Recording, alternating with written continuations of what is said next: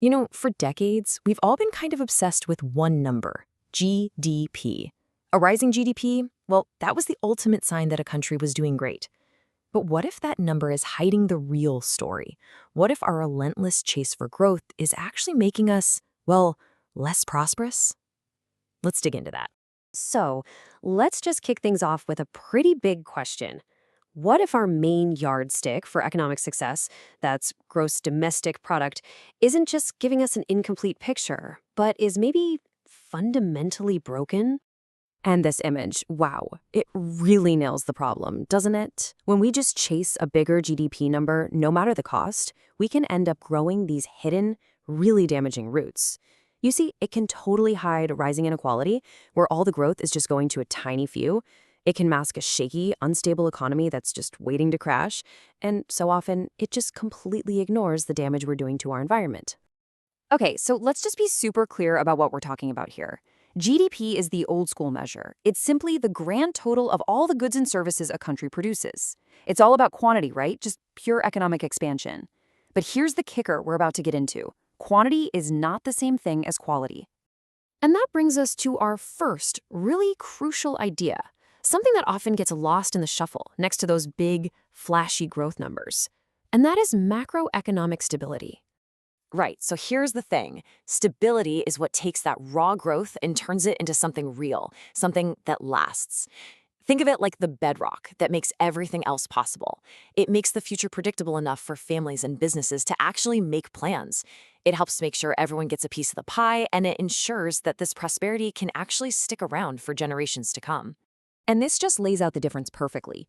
Without that stability, what you get is episodic expansion. These are short, crazy bursts of growth that are almost always followed by painful crashes. What we really want is enduring development, a steady, reliable path forward.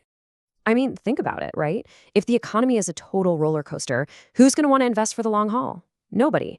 That kind of uncertainty makes inequality even worse, because it's always the most vulnerable people who get hit hardest in a downturn. It messes with incentives, pushing everyone to chase quick cash instead of creating long-term value. And all of this just destroys public trust and traps a country in this awful boom and bust cycle. So yes, stability isn't just some boring economic term. It's the absolute foundation for any real progress. Okay, so if stability is the foundation, what are the actual bricks we build with? What are the real engines of growth that's not just big, but high quality and sustainable? Let's take a look. Now, this isn't about some magic bullet policy.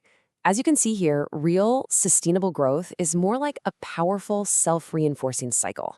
It's about bringing in resources, sparking creativity, making sure there's opportunity, and building up resilience. And the whole thing is held together by smart policies.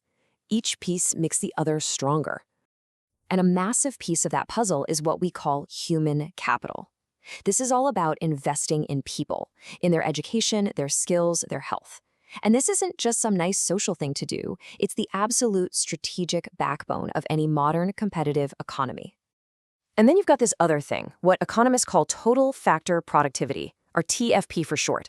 Honestly, you can just think of it as the secret sauce of growth. It's not just about having more workers or more machines. TFP is about how smartly you use them. It's a measure of innovation, of technology, of efficiency. This is what really drives growth in the long run. And none of it works without a solid foundation of institutions. We're talking about clear laws, government you can rely on, and property rights that are actually secure. These aren't just boring, bureaucratic details. They're the invisible infrastructure that gives everybody the confidence to invest, to innovate, and to be a part of the economy. All right, so we have these big ideas. How do they actually hold up against the crazy, complex challenges we're facing right now in the 21st century? I mean, the 21st century is really throwing the kitchen sink at our old models of growth. We're grappling with massive public debt left over from the pandemic. We have technology like AI just completely disrupting how we work. We have the non-negotiable demands of climate change. And on top of all that, the global economy is fracturing into these competing blocks. Let's be real, the old rulebook just doesn't cut it anymore. So naturally, our whole way of thinking about growth has had to evolve too. The earliest theories were pretty simple. Just add more money and more workers.